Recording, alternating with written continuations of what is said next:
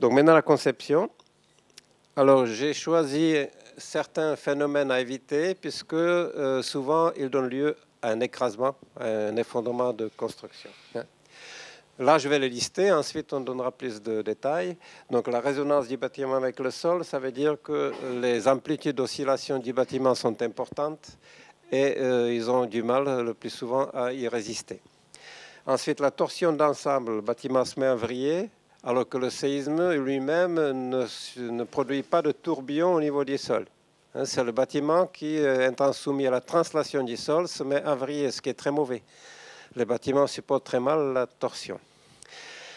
Le troisième effet indésirable, ce sont les oscillations différentielles, lorsque les différentes parties du bâtiment n'oscillent pas d'une manière synchrone.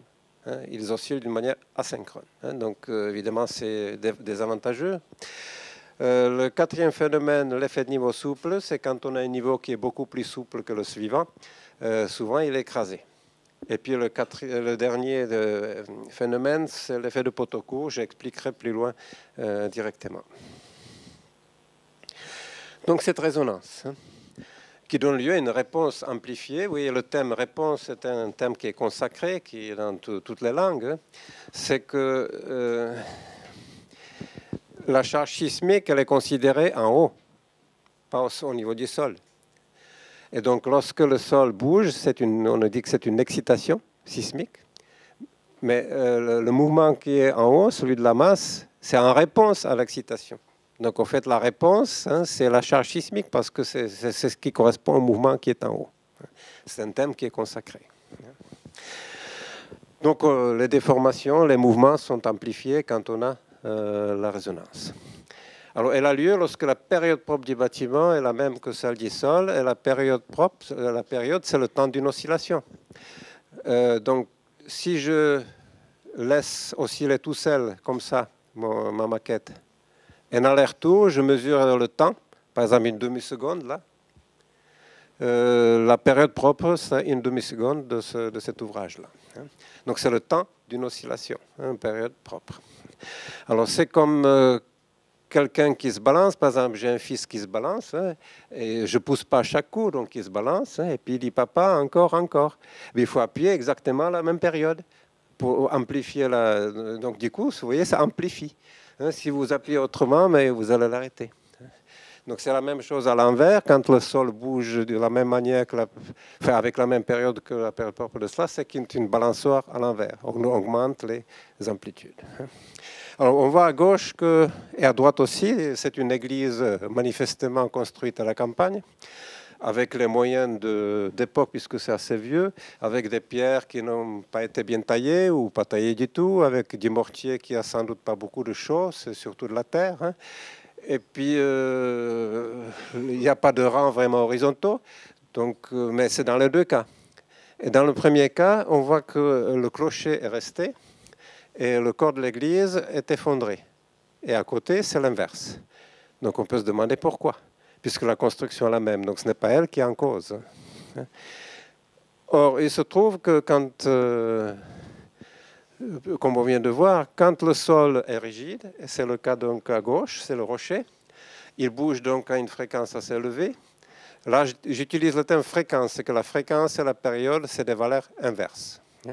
Si j'ai la période de 1 seconde, ça fait la fréquence de 1 sur 1 Hertz. Si j'ai la période de 2 secondes, ça fait 1 demi Hertz. Donc, si le sol bouge comme cela, ce qui se met en résonance, c'est ce qui bouge pareil, n'est-ce pas? Donc, qui est rigide. Donc, le corps de l'église, il est rigide, alors que le clocher, il est beaucoup plus souple. C'est lui qui a été sollicité, donc le corps de l'église. Inversement, à droite. On a un sol mou, donc des mouvements du sol qui sont plus lents. Et donc, il y a une résonance entre ce qui est plus souple, donc le clocher, et on n'a pas eu de dommages sur l'église. Alors, on peut le représenter, par exemple, là-dessus. Donc, c'est dans ce sens-là, oui. Je peux dire ça, cette maquette, par exemple, cet oscillateur, il est plus rigide que celui-ci. Je peux dire que celui-ci, il correspond au corps de l'église, et ça correspond au clocher. Alors si je le fais bouger, alors, sur un sol qui est rigide, regardez, c'est ce qui est plus rigide qui est sollicité. Les autres sont beaucoup moins sollicités. Inversement, si j'applique un mouvement qui correspond à un sol plutôt mou, ben c'est ce qui est souple qui est sollicité, puis pas forcément les autres. Il y a quand même un grand enseignement aussi à en tirer. C'est que ce n'est pas parce que vous voyez des bâtiments qui ont tenu au séisme qu'il faut en conclure qu'ils ont été bien construits.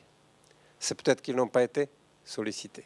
Il ne faut pas se planter en quelque sorte. Mais aussi, il faut savoir quand est-ce qu'un bâtiment est souple, quand est-ce qu'il est rigide. Alors, il peut être souple parce que sa forme est très élancée, donc les tours sont souples, les bâtiments bas sont moins souples, sont plus rigides. Mais quand on a deux bâtiments bas, par exemple, ce qui le rend souple, c'est le contreventement souple, donc sous forme de portique. Parce que comme contreventement, on a des portiques, des triangulations, donc les croix de Saint-André, des V, etc., ou des murs. Donc le contreventement par effet de portique, c'est souple, et contreventement par mur ou par triangulation, c'est rigide. Donc à chaque fois que vous contreventez par des murs, c'est rigide, à moins que ce soit une tour qui, du fait de sa forme, acquiert une certaine flexibilité. Alors j'ai une petite maquette, une vidéo qui est ici, qui ressemble à ce que vous voyez à gauche. Et vous voyez que pour ce mouvement du sol, c'est la partie basse qui est en résonance et le clocher qui dépasse, c'est juste transporté, pas sollicité. Et ensuite, on change de fréquence, donc change de sol. Et on voit que cette fois-ci, c'est la partie supérieure qui est en résonance et pas la partie inférieure. Donc ce n'est pas pour le même type de sol, puisque ce n'est pas la même fréquence propre ou période propre. Donc, en fait, chaque sol a sa période propre, mais il faudrait la connaître. Il faudra connaître. Alors, quand c'est un sol très, très mauvais, des alluvions, ça peut être de l'ordre de 2 secondes, par exemple. Quand on a des sols rigides, ça peut être un dixième de seconde, la période propre du sol. Et la période propre des constructions, si c'est une construction qui est souple, c'est à peu près un dixième du nombre de niveaux. Donc si j'ai une tour de 40 niveaux, sa période propre va être de l'ordre de 4 secondes, déjà à la louche comme cela. Si c'est une construction rigide, c'est plutôt un vingtième du nombre de niveaux. Alors une maison individuelle, un étage sur rez-de-chaussée, divisé par 20, ça fait 0,1. Donc sa période propre serait de l'ordre d'un dixième de seconde. Là, on voit que les effets de la résonance sont vraiment très importants, qu'on a une destruction d'une ossature poteau-poutre en béton armé, on dirait les allumettes, alors que c'est quand même du béton armé. Ça veut dire que c'est vraiment très destructeur. Donc un architecte qui évite la résonance avec son projet, c'est un bon architecte, entre autres. C'était à Mexico. À Mexico, il y a eu plusieurs séismes, mais le dernier, c'était en 1985. La période propre du centre de Mexico, comme c'est un ancien lac qui était comblé par des alluvions, donc c'est 2 secondes, précisément là-bas, 2 secondes. Et donc tous les bâtiments qui avaient une période propre de 2 secondes ou proche de 2 secondes se sont effondrés. Donc c'est ce qu'on voit ici. À gauche, on voit les bâtiments qui sont bas, ils n'ont pas été trop sollicités. Au milieu, c'est donc les 2 secondes ou proches de 2 secondes, les bâtiments de 10 à 30 niveaux sont tous effondrés. Et puis à droite, on voit une tour qui a subi déjà un deuxième grand séisme et pas une vitre cassée, 45 niveaux. Parce qu'elle n'était pas sollicitée, puisque c'était 2 secondes la sollicitation. Donc il ne faut pas en conclure, il faut en conclure précisément qu'il ne faut jamais dire que les tours ne conviennent pas pour la zone sismique. C'est faux, c'est totalement faux. C'est un rapport entre le sol et la construction. Or, 45 niveaux, ça veut dire que la période propre est de l'ordre de 4 secondes et demie. Vous n'avez aucun sol qui bouge 4 secondes et demie. Ces tours-là ne craignent rien. Évidemment du côté des tremblements de terre, puisqu'il n'y a pas de sol à 4, c'est trop. Ce serait vraiment de la boue pratiquement liquide. C'est pour ça qu'elle n'a rien, hein, au bout de 2 grands séismes.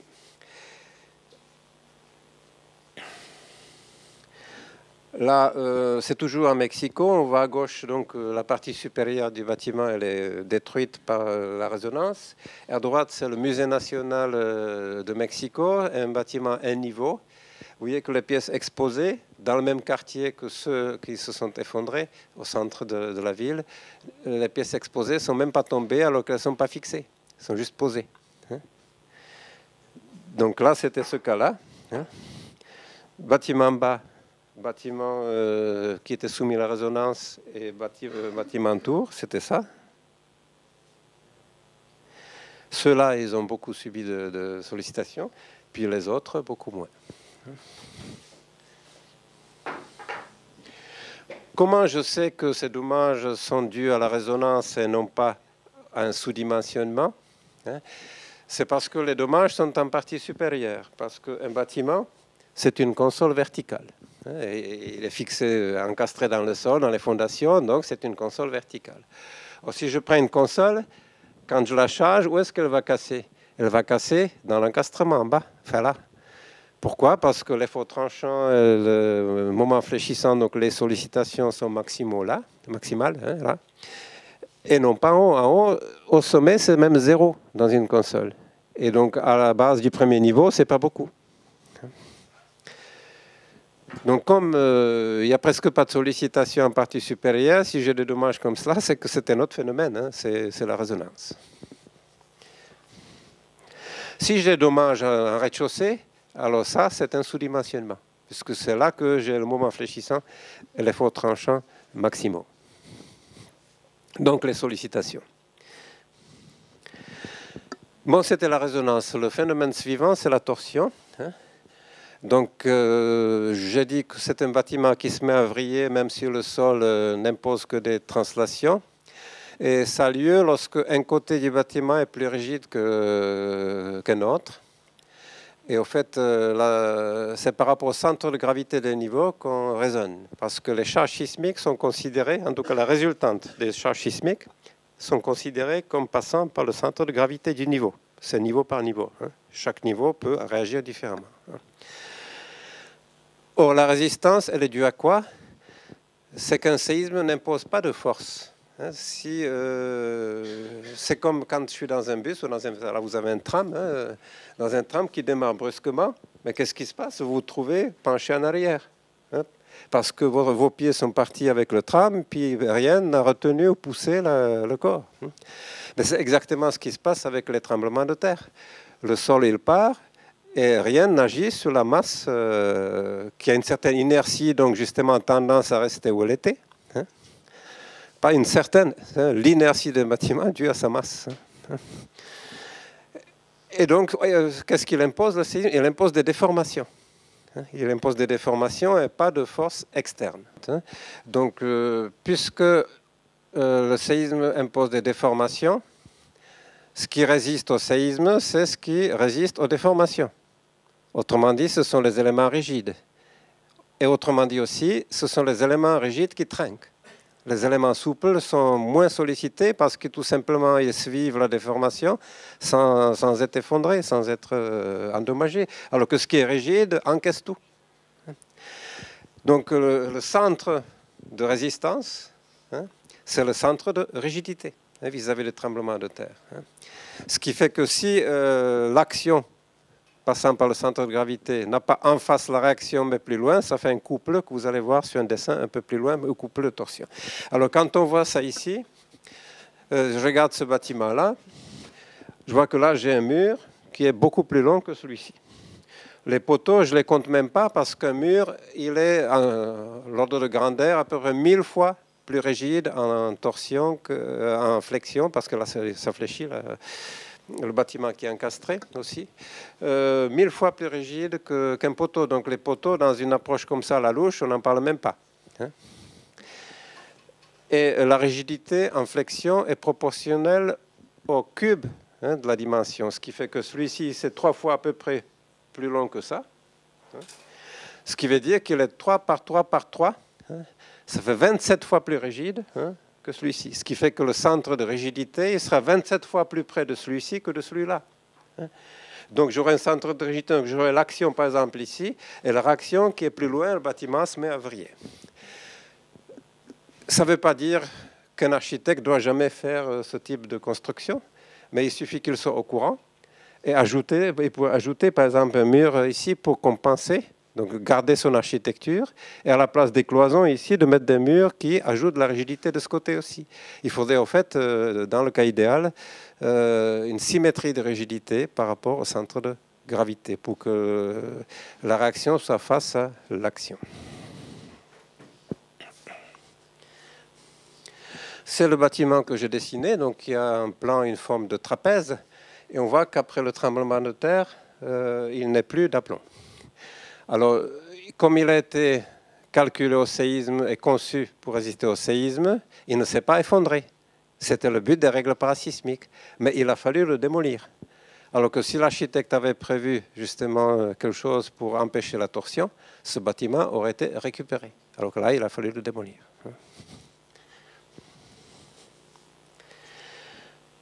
C'est ici qu'on voit le centre de gravité, c'est à peu près au milieu du plancher, donc l'action vient là. Le centre de rigidité, c'est au milieu des éléments rigides, donc c'est ici. Donc la résistance est là. Et le bâtiment se met à vriller. Alors plus on est loin du centre de rigidité, où évidemment je n'ai pas de déplacement, là le poteau, il a le pied là et la tête là. Donc le poteau il est déformé comme cela et il ne résiste pas à beaucoup de cycles de ce type de déformation. Donc on voit ici qu'effectivement il a beaucoup souffert. Ça c'est le détail. Heureusement que le séisme s'est arrêté parce que s'il avait continué, ce rez-de-chaussée aurait été écrasé.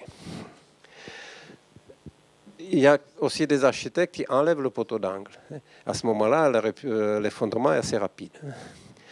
Ça ne veut pas dire que je ne peux pas avoir d'angle sans poteau. Mais si j'enlève le poteau, il faut mettre autre chose. Il faut que je mette un mur, par exemple, ici, pour que lui-même résiste à la torsion. Mais là, je n'ai rien. Et donc, si j'enlève le poteau, évidemment, c'est une ruine assez rapide.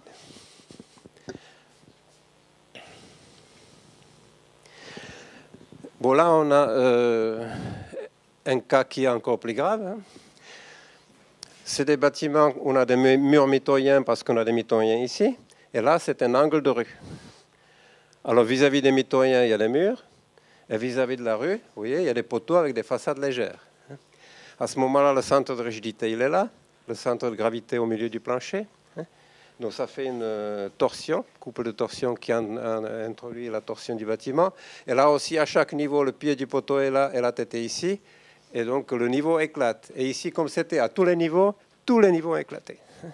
Donc, c'est des erreurs graves. C'est des erreurs de conception très graves. Parce qu'on aurait pu tout simplement s'en passer en équilibrant la rigidité. Là, c'est la même chose, sauf qu'il n'y a que le rez-de-chaussée qui a un mur mitoyen là et là. Le reste, c'est rigide, à peu près pareil de tous les côtés. Donc, c'est le rez-de-chaussée qui a subi la torsion seulement. Mais ça a entraîné quand même la ruine du bâtiment. Dans le cas qu'on voit ici, c'est donc la cage d'escalier qui est rigide. Et on devine facilement que cette partie du bâtiment oscillait comme cela autour de la partie rigide, ce qui veut dire que ni l'architecte ni l'ingénieur n'a rien prévu de rigide sur cette face-là, ce qui est une erreur grave, puisque ça a entraîné la ruine du bâtiment. Il n'y a pas longtemps, j'ai vu sur le Hollywood Boulevard, donc en Californie, qui est très sismique, que sur des maisons où il y avait des commerces surtout, enfin sur des constructions, contre la pente, par exemple, il y a une pente ici, donc il y avait un côté qui était plus rigide et qui était aveugle, et là on avait tout vitré sur Hollywood Boulevard. Ils étaient en train d'ajouter des V métalliques ou des croix de Saint-André pour rigidifier ce côté-là pour qu'il n'y ait pas de torsion.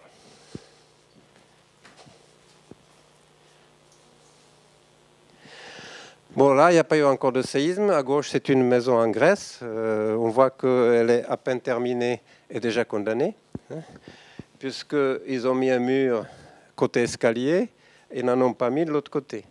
Ce qui fait que la rigidité de ce niveau, de ce rez-de-chaussée, elle est donnée pratiquement que par ce mur.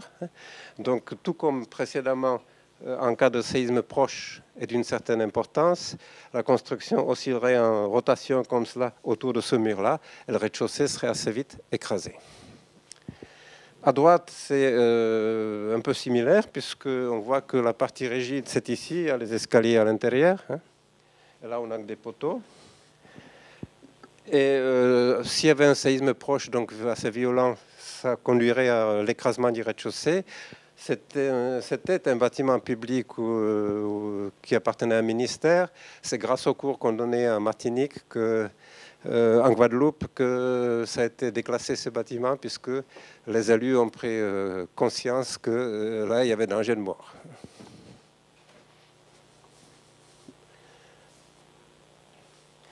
Le phénomène suivant à éviter, ce sont donc les oscillations différentielles. Alors, si le séisme, par exemple, arrive principalement de ce côté, parce que la faille sismogène, elle est là, les zones sismiques vont rencontrer d'abord une aile qui est orientée comme cela, donc très rigide, et une aile qui est beaucoup plus souple dans cette direction. Ce qui fait qu'il y aura tendance aux extrémités à ici osciller comme cela, donc avec une fréquence élevée, et ici plus lentement. Ce qui fait que pendant que j'ai ici une oscillation, et dans les retours, là j'en ai plusieurs. Donc à certains moments, les deux ailes vont aller dans les sens opposés. Donc vous voyez, ça fait des dommages forcément ici, comme c'était le cas à Kobe, au Japon. Le même phénomène se produit verticalement, parce que si j'ai des étages en retrait, là c'est plus rigide, là c'est plus souple. Donc à certains moments, les deux parties se déplacent dans des sens opposés. Et le bâtiment ici, il est complètement fendu puisqu'il correspond à cette image-là. Là aussi, heureusement que le séisme s'est arrêté, parce que sinon, avec peut-être 10 secondes de plus, le bâtiment était par terre. Bon, là, c'est juste pour dire que comme c'est encastré, que c'est comme une console, qu'on a quand même des efforts élevés dus à la torsion, donc ça a cisaillé les poteaux.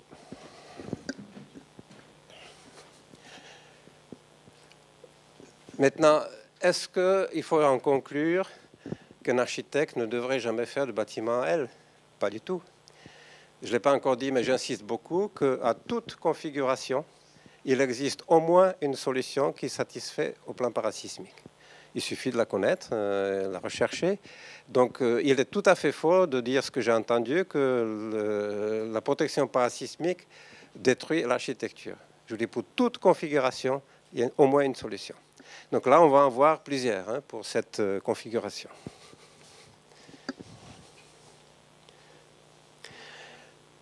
Donc, évidemment, la première solution à laquelle on pense, qui est mentionnée aussi dans les règles, c'est de faire un joint vide, comme un joint de dilatation, mais de joint sismique.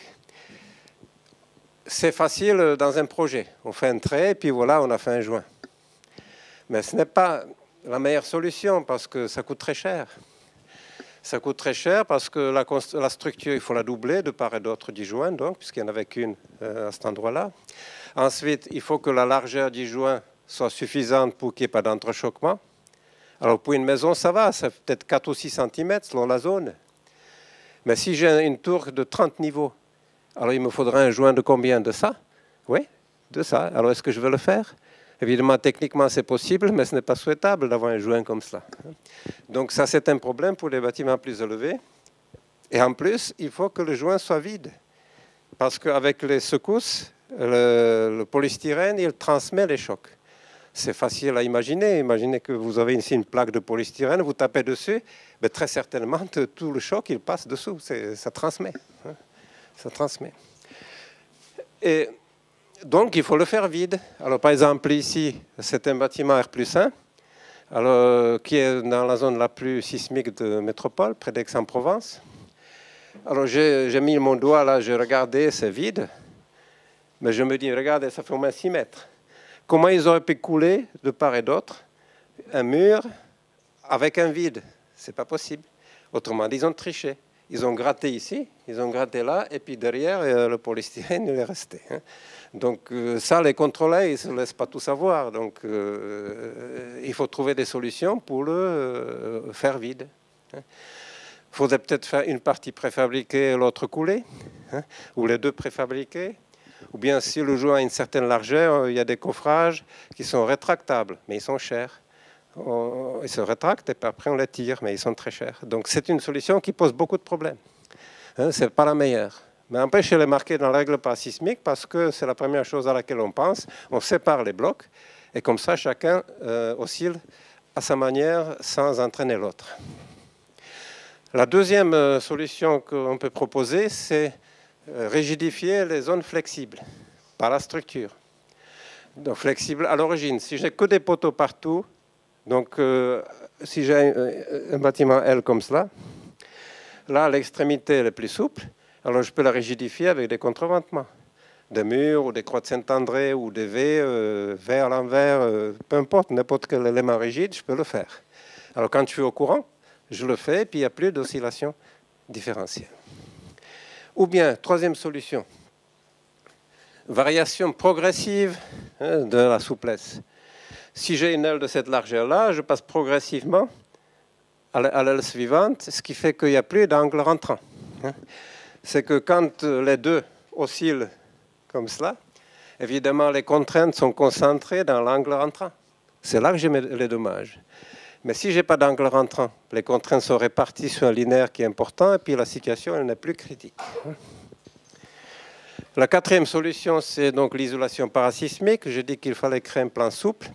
Alors ça, c'est une maison individuelle. Vous voyez qu'il y a des appuis ici qui sont souples. Ce sont des silem blocs, comme on les appelle isolateurs, comme sous les ponts. Sous les ponts, pour les dilatations thermiques, on met aussi ce type d'appui qui se déforme. Donc ça, ici, l'isolation est obtenue par ce type d'appui. Il y a d'autres possibilités encore. Alors quand on isole, évidemment, les efforts ne passent plus d'une manière significative. Ce qui fait que tout ce qui est au-dessus, torsion, oscillation différentielle, tout ça, ça ne compte plus. L'importance devient tellement minime par rapport à la souplesse que ça ne compte plus. Donc c'est une solution qui résout tout. Sauf évidemment qu'on aura un plan d'appui qu'il faudra payer, qu'il faudra donc avoir. Avec quand même quelques inconvénients, parce que tout ce qui traverse le plan souple, il faut qu'il accepte des déformations de l'ordre de 20 cm.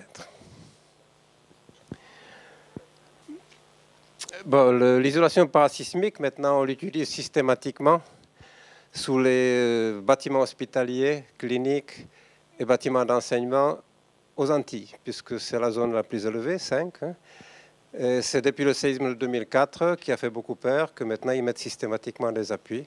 Et ça protège non seulement les vies humaines, le seul objectif des règles parasismiques, puisque l'État qui donc rend obligatoire la règle parasismique ne s'occupe pas des biens des gens, il s'occupe de la sécurité des personnes.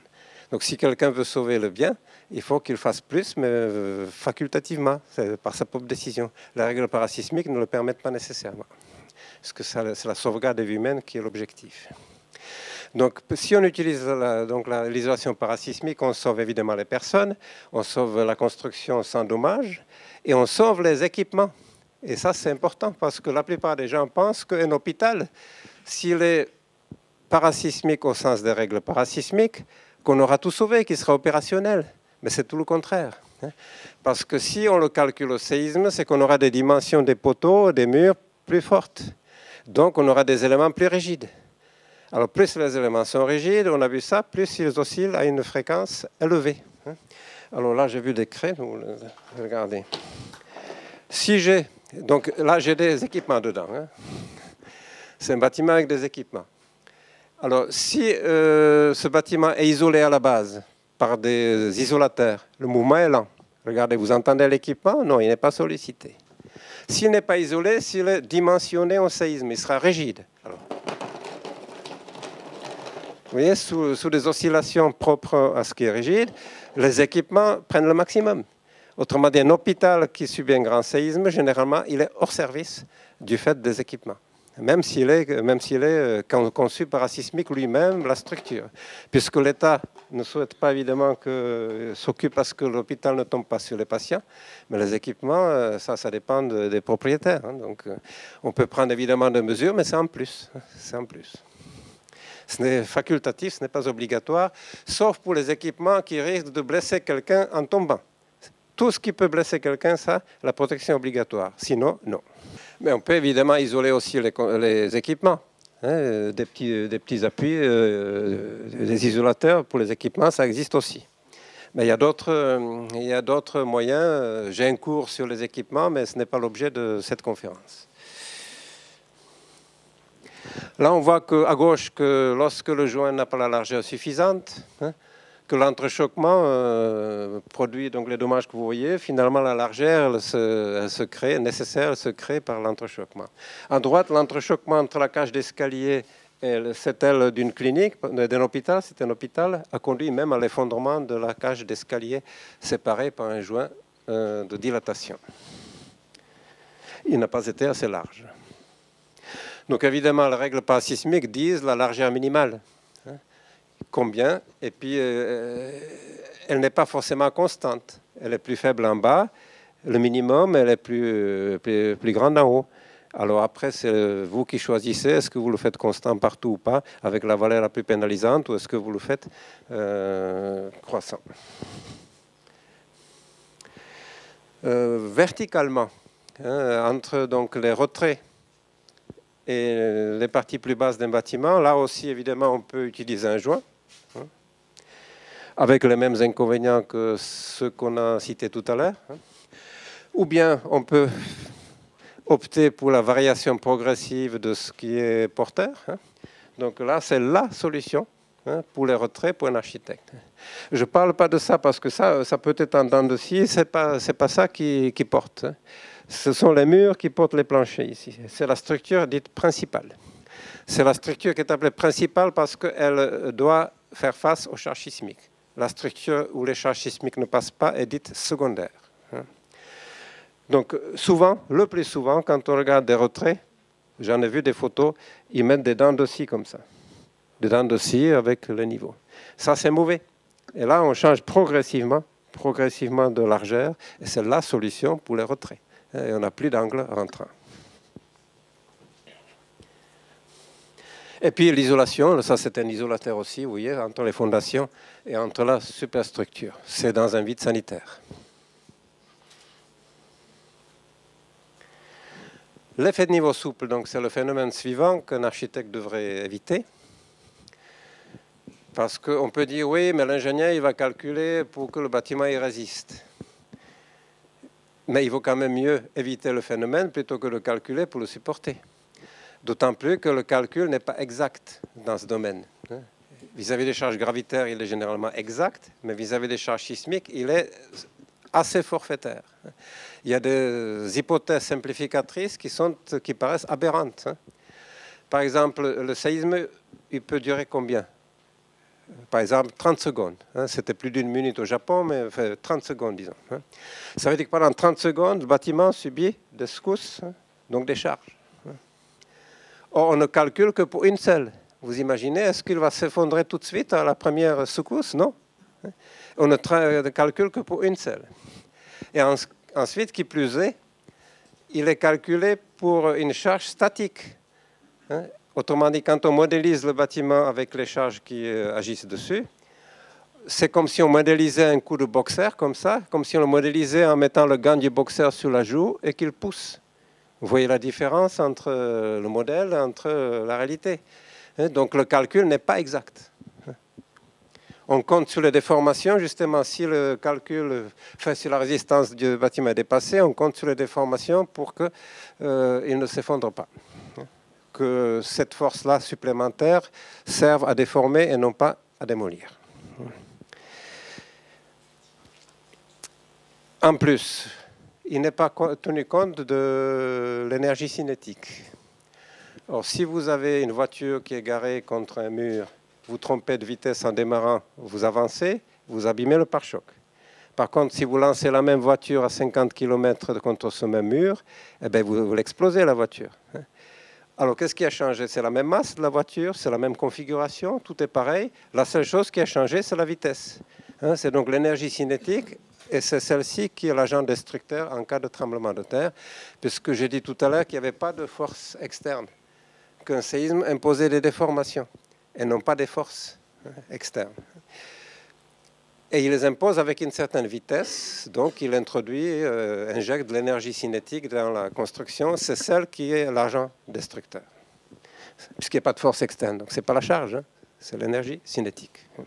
Or, on ne calcule pas avec l'énergie cinétique. Quand on dimensionne un bâtiment au séisme, c'est en statique, aucune vitesse. Donc, compter sur le calcul, alors que ça peut ne pas marcher, hein, ce n'est pas aussi bon que d'éviter le phénomène, évidemment. Comme ça, on n'a pas à calculer pour qu'on y résiste. C'est vrai pour la torsion, pour les oscillations différentielles, pour tout. Donc là, vous voyez que si un niveau est beaucoup plus souple que le suivant, les poteaux commencent à se déformer en forme de S, et puis ils ne peuvent pas supporter une grande déformation de ce type-là, surtout si elle est cyclique, hein. Donc les poteaux s'écrasent puisqu'ils sont cisaillés en haut et en bas. C'est ce qu'on voit ici, en haut et en bas, et puis le niveau a été écrasé.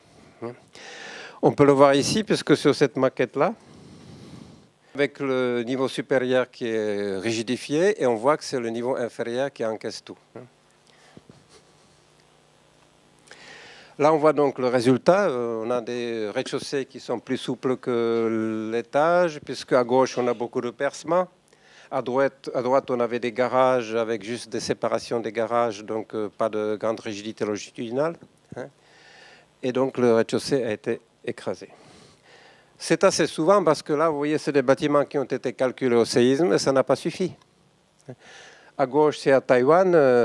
Les règles parasismiques taïwanaises sont très bonnes et sont calquées sur la règle américaine. Et le bâtiment est pourtant par terre. C'est le rez-de-chaussée qui était souple. Le calcul n'a pas suffi pour donner la résistance nécessaire. À droite, là aussi, c'est au Japon. Au Japon, on calcule au séisme depuis les années 1920. Donc, il a été calculé, ce bâtiment. Il n'y a plus de rez-de-chaussée parce qu'il y a eu l'effet de niveau souple. Alors, est-ce qu'il faut, comme je l'ai entendu souvent, de la part des formateurs, dire aux concepteurs, ne faites pas de commerce en rez-de-chaussée parce que ça va vous faire des vitrines et ça va faire un niveau souple. C'est faux. Ce n'est pas le verre qui joue un rôle là-dedans. C'est la différence de rigidité de la structure du rez-de-chaussée et de l'étage. On peut faire tout vitré et puis pas de problème. Hein. Donc, je vous dis, il y a toujours une solution pour toute configuration. Alors, les solutions sont ici. Par exemple, ce rez-de-chaussée, elle est vitrée sur les 4 côtés. C'est une cantine ici. Et aux étages, il y a des bureaux qui sont assez rigides. Donc, ils ont gardé quand même le vitrage partout, sans aucun problème, puisqu'ils ont rigidifié avec un contreventement, de sorte à ce que la rigidité de ce niveau-là soit semblable, comparable à la rigidité des niveaux suivants. Donc, il n'y a plus de différence. Et donc, c'est la différence de rigidité qui produit l'effet de niveau souple. D'autres solutions, variation progressive. Hein, ça, c'est l'agence de Toyo Ito, prix Pritzker l'année dernière à Tokyo. Ils passent des poteaux progressivement sur les poutres, donc il n'y a plus l'angle rentrant entre les poteaux et les poutres. Généralisation de la souplesse. On voit sur ce bâtiment que, à travers le mur rideau, c'est la même structure partout, même en rez-de-chaussée. Sauf qu'ici, un mur rideau, il est découplé du bâtiment pour que sous les chocs thermiques, là, le soleil qui tape, qu'il puisse y avoir des petits mouvements entre la structure et puis la façade. Donc, ça n'apporte pas de rigidité. Donc, c'est la même souplesse partout. Donc, la seule chose qu'il faut voir, c'est est-ce que je suis pas sur un sol mou? Parce que sur un sol mou, les structures souples, ça ne va pas. Mais sur des sols qui ne sont pas mous, il n'y a aucun problème d'utiliser la souplesse partout, c'est même bien, puisqu'on s'éloignera de la résonance. Et puis l'isolation parasismique, bien sûr. Donc là, on voit des isolateurs. Ça, c'est le bureau d'études qui a mis ici comme des sabots, des petits potelets, où il y a un vide. Parce qu'ils se disent, mais si jamais j'ai mal calculé ou si on a mal fabriqué l'isolateur, s'il casse, le bâtiment ne tombe pas de cette hauteur-là, il va se poser là-dessus. Donc il y a 3 cm de vide entre là et là. C'est juste une sécurité qui n'est pas obligatoire. Donc ça, ce sont les appuis. Et là, ce sont des amortisseurs, des pistons. Les isolateurs et les amortisseurs, ce n'est pas du tout la même chose, même si j'ai entendu le même terme pour l'isolateur. On ne disait pas les isolateurs, on disait amortisseurs, ce qui est faux. Un isolateur, il est souple, donc il produit des déplacements. Ça augmente les déplacements. Alors qu'un amortisseur dissipe de l'énergie cinétique, dissipe donc de l'agent destructeur, et donc diminue les déplacements. C'est exactement l'inverse. Donc il ne faut pas dire, faut pas se tromper de terme. Un amortisseur diminue les déplacements, un isolateur les augmente. Et pourquoi on met les amortisseurs? Parce que si on a des déplacements de 20 cm, par exemple, ça fait peur quand même, que la structure se déplace de 20 cm. Donc on ajoute ça pour sécuriser en quelque sorte, pour limiter ces déplacements. C'est vrai que ça apporte de la rigidité un petit peu, mais c'est compensé par la dissipation de l'agent destructeur. Le dernier phénomène que je souhaite présenter quant à la conception, qui est donc néfaste, c'est l'effet de poteau court. Alors, il a lieu quand on a des poteaux qui sont naturellement courts, comme en vide sanitaire, ou mécaniquement courts, c'est-à-dire bridés, comme ici, par exemple, par des éléments comme des allèges. Ils sont courts mécaniquement parce qu'ils peuvent se déformer sur une partie plus courte. Donc, mécaniquement courts. Donc, quand ces poteaux sont dans la structure principale. J'ai dit tout à l'heure que la structure principale, c'est la structure, la partie de la structure qui doit faire face aux charges sismiques, autrement dit, où passent les charges sismiques. La structure secondaire, c'est la partie où ces charges ne passent pas. Alors, comment savez-vous où est-ce qu'elles passent, les charges sismiques? C'est simple, puisqu'on a vu que les séismes imposent des déformations. Donc, ce qui est la structure principale, c'est ce qui s'oppose à déformation. Donc, c'est le contreventement. Ce qui ne s'oppose pas, des poteaux, quand on a des murs, les poteaux sont beaucoup plus souples, donc c'est la structure secondaire. Alors, si j'ai que des poteaux, ça veut dire que je contrevente par portique, c'est un contreventement qui est souple, et je suis dans la structure principale. C'est le cas ici. Alors, on voit que lorsque le plancher se déplace là-bas par rapport à la partie inférieure, ce qu'on voyait comme un rectangle ici, maintenant c'est un parallélogramme. J'ai une diagonale qui s'est allongée, puisqu'il y a la traction du coup. Et donc, comme c'est en béton, le béton ne résiste pas à la traction, donc il casse diagonalement. Et inversement, quand le plancher va dans l'autre sens, c'est l'autre diagonale qui se forme parce que le parallélogramme était tiré dans l'autre sens. C'est ce qu'on voit ici.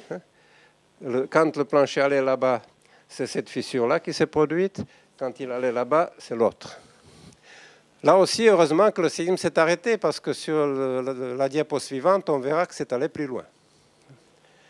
Là, c'est le même bâtiment, mais côté ensoleillé. On voit que j'ai qu'une fissure. C'est parce que quand le plancher allait là-bas, j'avais le premier cas. Et quand le plancher allait ici, je n'ai plus d'allège ici. Ou la menuiserie n'est pas capable de bloquer un poteau. Donc, la cause, c'est quoi? Une faible déformabilité, parce que si le plancher se déplace de 10 cm, ben, un petit potelet comme ça ne peut pas l'absorber, c'est trop court. Alors qu'un poteau peut-être de 3 mètres de haut, il pourrait. Le comportement fragile, parce qu'on appelle comportement fragile quand il n'y a pas de grande déformation derrière. Or, en cisaillement, c'est manifestement un cisaillement. Comme en cisaillement, il n'y a pas de possibilité de grande déformation, il y a rupture. Ensuite, charge importante parce que les charges sismiques sur un niveau, sur les éléments verticaux, à partir d'un plancher en béton, par exemple, se répartissent en proportion de la rigidité des éléments verticaux. Comme ces poteaux sont plus courts, ils sont plus rigides, parce qu'en hauteur aussi, la rigidité en flexion varie avec le cube. Si j'ai un poteau qui est mécaniquement plus court parce qu'il a la moitié de la hauteur libre qu'un autre, ça fait 2 fois moins. Le cube, c'est combien? C'est 2 fois 2 par 2 par 2 par 8. Ça veut dire qu'il est 8 fois plus rigide, qu'il recevra 8 fois plus de charge.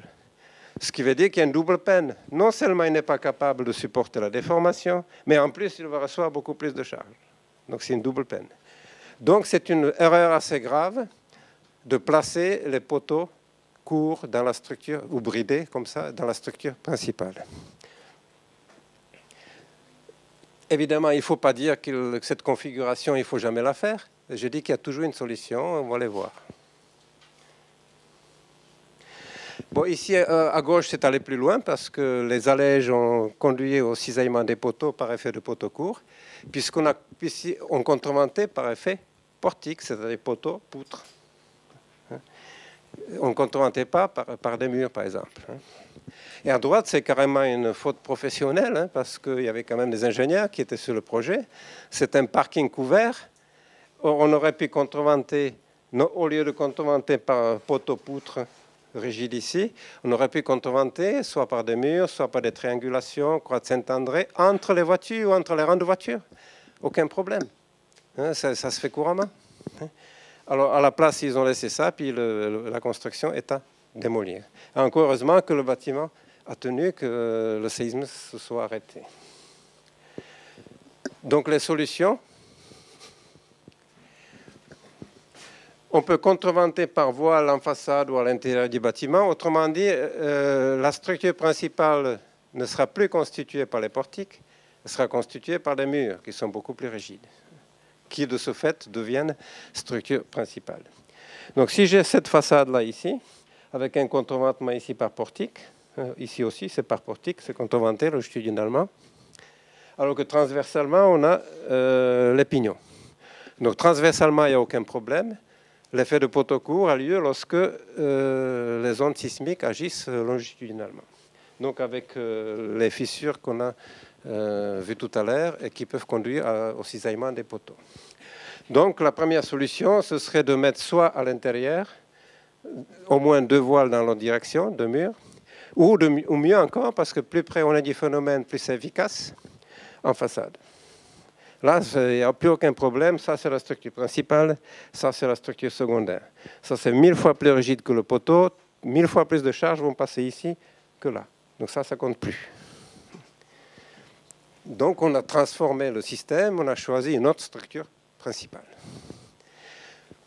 Le deuxième type de solution, c'est, dans ce cas, d'opter pour des allèges qui ne sont pas rigides, qui ne peuvent pas bloquer les poteaux. Donc le poteau reste avec sa hauteur d'étage, il n'y a plus d'effet de poteau court.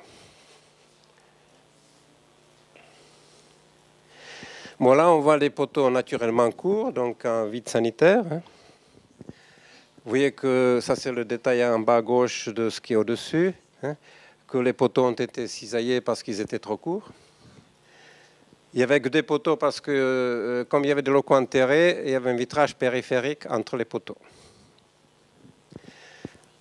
Là, en Grèce aussi, il n'y a plus de vide sanitaire parce que les potelets de vide sanitaire ont été cisaillés.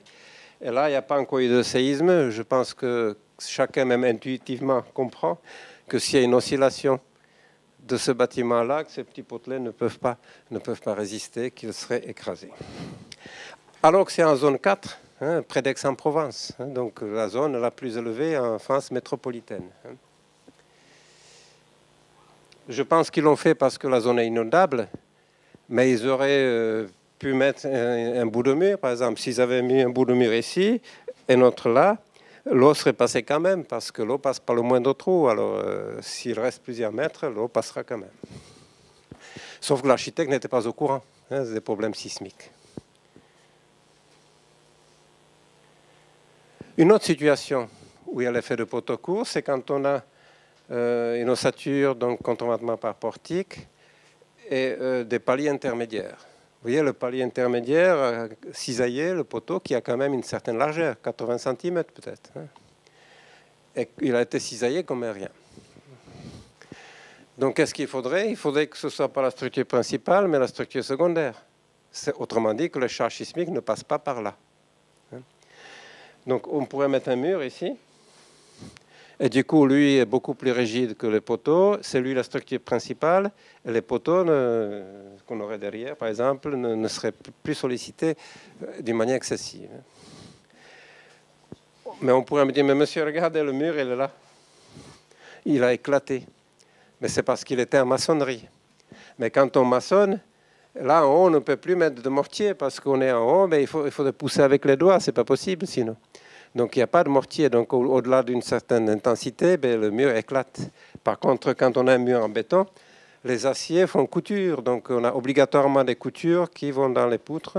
Et il n'y a pas d'éclatement des murs en béton. Si ça, c'est du béton, par exemple, non armé, banché. Mais si j'utilise du béton armé avec un quadrillage d'armature sur les deux faces, il est incassable. À ce moment-là, je peux le même mettre perpendiculairement, là, il ne serait pas cassé. Mais il vaut mieux le mettre quand même parallèlement.